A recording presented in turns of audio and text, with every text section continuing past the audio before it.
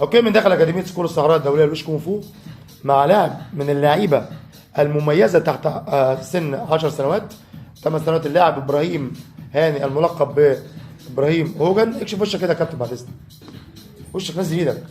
سقفه جامده يا جماعه اللاعب ابراهيم. هنا كابتن اضغط شويه، عاش.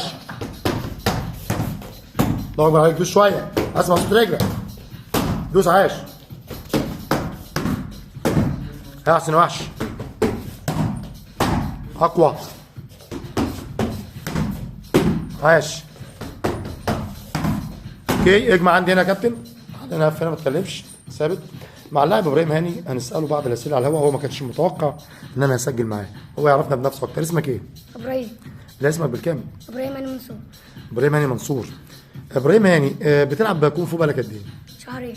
بقالك شهرين، بسم الله ما شاء الله. بقاله شهرين يا جماعه، مستوى الله اكبر. هنعمل سقف سقفه جامده الاول على مستوى عالي الصراحه. لا ابراهيم، بتلعب بقالك شهرين، اشمعنى يعني ليه اخترت تلعب لوش كونغ فو؟ عشان الكونغ فو حاجه حلوه. تمام. وبيخليني الدفاع عن النفس. تمام. ونفسك تبقى ابراهيم، نفسك في الكونغ فو، يعني اخترت الكونغ فو، نفسك تبقى في الكونغ فو؟ نفسي ابقى بطل عالم وارفع علم مصر.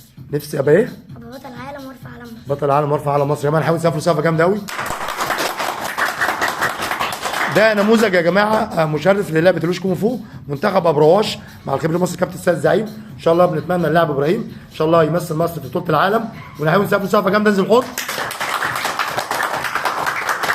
سقفه جامده قوي لاعب ابراهيم.